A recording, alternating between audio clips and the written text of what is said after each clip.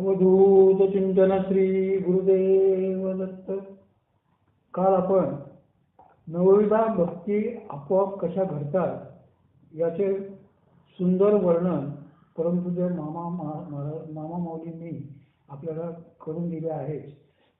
याच्यापुढे परमपूज्य मामासाहेब देशपांडे महाराज सांगतात की प्रथम श्रवणे भक्तीबद्दल माऊली म्हणतात, तया श्रवणाचे आंगणी होईल शब्दांच्या अक्षौही, स्पर्श होईल घसणी अंगाच्या.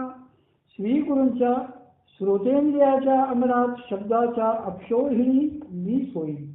असंख्य मधुर शब्द मीच होऊन त्यांच्या श्रोतेंद्रियांची सेवा करेल. त्यांच्या अंगाचा स्पर्श विषय मीच होईल.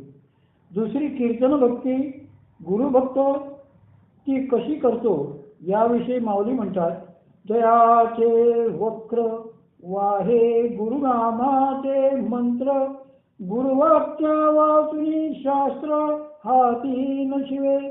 गुरूंनी सांगितलेल्या एकाक्षरी मंत्राचा जप तो मुखाने नित्य करीत असतो. गुरूंच्या बोलण्याशिवाय म्हणजेच गुरुवचनाशिवाय इतर कोणत्याही शास्त्रांचा तो विचार देखील करत नाही. मग अभ्यास करणे तर दूरच राहिले. तिसरी स्मरण भक्ती गुरुभक्तीत कशी सामावलेली आहे याचे वर्णन करताना माऊली म्हणतात, गुरु गृह जये देशी, तो देशची वसे मानसी, विरही का जैसी वल्लभाते. गुरूंचे राहण्याचे ठिकाण जेथे असेल तो देशच फक्त त्याच्या ध्यानीमनी असतो. गावा गेल्या वल्लभू पतिव्रतेच्या विलक्षोभू, भलते सती हा निलाभू न मिळे देवी.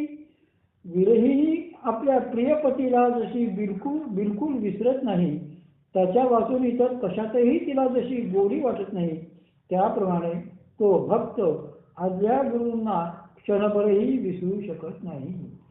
तैसे गुरुकुळाचे नावे महासुखे अति थोरावे, जे कोठेही पोटावे आकाश का. गुरुकुळाच्या लाभोच्चारानेही त्याला आंतरिक सुख वाटते.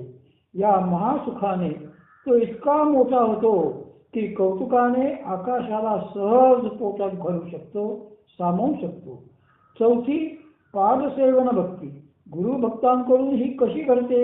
माऊलींनी याबद्दल अतिशय सुंदर वर्णन केले आहे. कोणे के अवसरी अनुरागो भरे अंतरी, की तया नामकरी क्षीराब्धी, तेथ ध्येय ध्यान बहुसुख, तेच शेष तू का निर्दोख. वरी जलशयन देख भावी गुरु, मग ओळगती पाये, ते लक्ष्मी आपण होये, गरुडोनी उभा आहे आपणची. कधी कधी श्री गुरूंविषयी अंतःकरणात अनुराग भरला असता त्या अनुरागाला क्षीरसागर असे म्हणतात. तो क्षीरसागर ध्येयाच्या ध्यानाचे जे अमर्याद सुख आहे ते सुखच जणू निर्दोष अशी शेषशय्या असून त्यावर महाविष्णूंच्या रूपाने शयन करणारे श्री गुरुच आहेत अशी कल्पना करतो. मग चरणसेवा करणारी श्री लक्ष्मी आपणच होतो आणि आपणच गरुड होऊन सेवाभावाने पुढे उभा राहतो. ये शरीरीची माती मेळवीन तिये क्षिती, जेत श्री चरण उभे ठाती श्री गुरूंचे. माऊली म्हणतात, या शरीराचा नाश झाल्यावर याची माती म्हणजे पृथ्वीरूप अंश त्या भूमीत मिळवी, जेथे श्री गुरूंचे पूज्य चरण उभे राहतील. पाचव्या अर्चना भक्तीबद्दल माऊली म्हणतात, आणि अभ्यंतरी लियेकडे प्रेमाचे पवाडे, श्री गुरूंचे रूपडे उपासी ध्यानी. हृदय शुद्धोची आवारी, आराध्योतो निश्चल धुरू करी, मग सर्व भावेशी परिवारी आपण होय. का चैतन्याची ये पोवळी, माझी आनंदाची रावळी, श्री गुरुलिंगा ढाळी ध्यानामृत उदयगता बोधारका बुद्धीची जाळ सात्विका भरोनिया त्र्यंबका लाखोली वाये काळ शुद्धी त्रिकाळी जीवनशा धूप जाळी ज्ञानदीपे ओवाळी निरंतर सामरस्याची रससोय अखंड अर्वितो जाय आपण भराणा होय गुरु तो लिंग. प्रेमाच्या वैभव बळाने श्री गुरूंचे रूप अंतःकरणात स्थिर करून ध्यानाने ते रूप उपासतो. अंतःकरण शुद्धरूपी आवारात आराधना करण्यास योग्य असलेल्या श्री गुरूंना स्थिर प्रतिष्ठापना केलेले शिवलिंग कल्पितो. मग शरीर वाणी चित्त या सर्वांसह आपणच सर्व साधन सामग्री बनतो. अथवा जीव चैतन्याच्या आवारामध्ये आनंदाच्या मंदिरामध्ये प्रतिष्ठित असलेल्या श्री गुरुरूपी शिवलिंगाला ध्यानामृताचा अभिषेक करतो.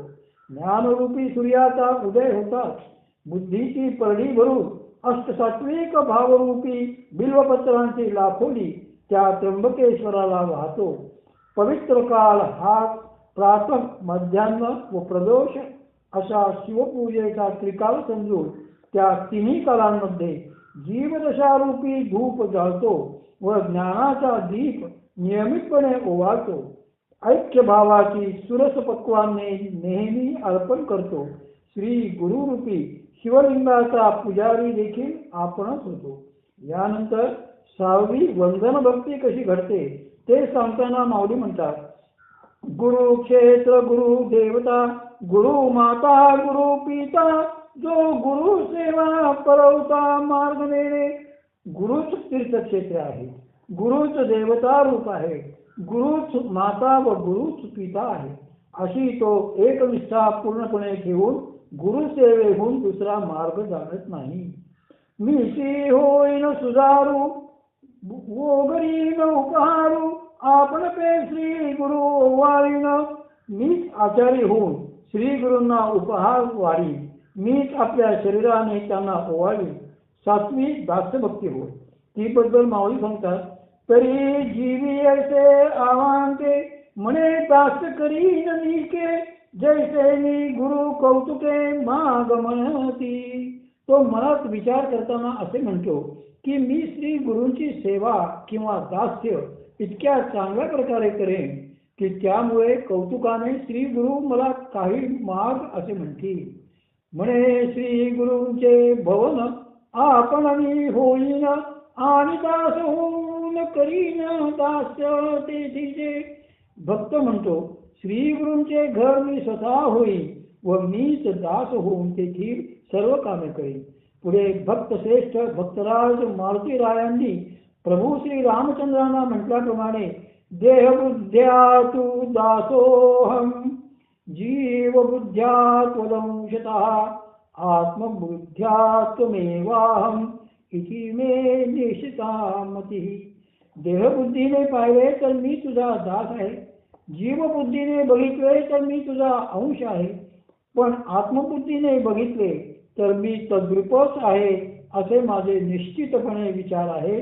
ह्याप्रमाणे सख्य व आत्मनिवेदन या भक्ती गुरुभक्तास आपोआपच घडतात. अशा या नवविधा भक्ती झाल्यावर नवविधा भक्तींच्या करीन नवरात्रा म्हणजे काय ते पाहू. मुळात नवरात्र याचा अर्थ सरळपणे 9 रात्री असा होतो. ह्या रात्री काय सुचवतात? रात्र हा शब्द अंधाराचा द्योतक आहे. अंधार हे अज्ञानाचे प्रतीक आहे. मानव देहात येऊन नवद्वारांच्या आधाराने जे करायला हवे ते न करता संसारात रमल्यामुळे नवद्वारात हा अंधार कोंडाटला आहे. शक्ती जागृतीनंतर ज्ञानोदय होईल व त्यामुळे नवद्वारे पुरे देही कोंदलेला अज्ञानरूपी अंधकार नाहीसा होईल. म्हणून श्री महाराज म्हणतात की नवविधा भक्तीच्या नवरात्री करून हा अज्ञानरूपी अंधकार ज्ञानप्रकाशाने दूर करायचा आहे. आपल्या इंद्रियाद्वारे या नवविधा भक्ती कशा घडायला हव्यात व त्यामुळे एक एक अवयव ईश्वर स्वरूपी लीन होऊन कसा शुद्ध होतो या सगळ्यांचे स्पष्टीकरण श्री संत तुकाराम महाराजांनी एका अभंगाद्वारे सुरेख केले आहे. डोळे तुम्ही त्या घ्यावे सुख पहा विठोबाचे रूप. डोळे तुम्ही घ्या रे सुख पहा विठोबाचे रूप. पहा विठोबाचे रूप पहा विठोबाचे रूप.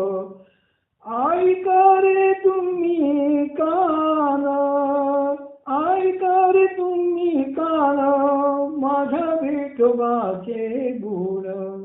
माझ्या विठोबाचे गुण माझ्या विठोबाचे गुण. अशा प्रकारे आपल्या इंद्रियाद्वारे श्रवण कीर्तनाची नवविधा भक्ती घडत असतात. सद्गुरू हे प्रत्यक्ष शिवस्वरूप असल्यामुळे संत श्री ज्ञानेश्वर माऊलींनी सांगितल्याप्रमाणे त्यांची नवविधा भक्ती घडली असता त्यांच्या कृपेने शक्तियुक्त ज्ञान प्राप्त होत असते. म्हणून आपण अनादि निर्गुणी प्रगटली भवानी. मोह महिषासुरा मर्दनाला गोनी. विविध तापांची करावया धारणी. भक्ताला लागोनी पावती निर्वाणी. ऐसा जोगवा मागेन. द्वैत सारुणी माळ मी घालीन.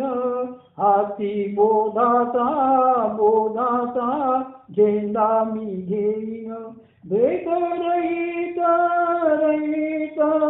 वारसी जाईन. ऐसा जोगवा मागेन. नवविध भक्तीच्या करीन नवरात्रा. करुणी पोटी मागेन ज्ञानपुत्रा. धरोनी सद्भाव अंतरीच्या मित्रा. दंभ संसार सांडिन कुपात्रा. ऐसा जोगवा मागेन. ऐसा जोगवा मागेन. पूर्ण बोधाची भरीन परडी. आशा तृष्णेच्या पाडिन दरडी. मनोविकार करीन कुरवंडी. अद्भुत रसाची भरीन दुरडी. ऐसा जोगवा मागेन. ऐसा जोगवा मागेन. आता साधनी झाले मी निसंग. विकल्प नवऱ्याचा सोडी येला संग. काम क्रोध हे झोडिले मांग. केला मोकळा मार्ग सुरंग. ऐसा जोगवा मागेन. ऐसा जोगवा मागेन. ऐसा जोगवा मागुनी ठेविला. जाऊनी माद्वारी नवस फेरीला. एकपणे जनार्दन देखिला. एकपणे जनार्दन देखिला. जन्म मरणाचा फेरा चुकविला. ऐसा जोगवा मागेन. ऐसा जोगवा मागेन.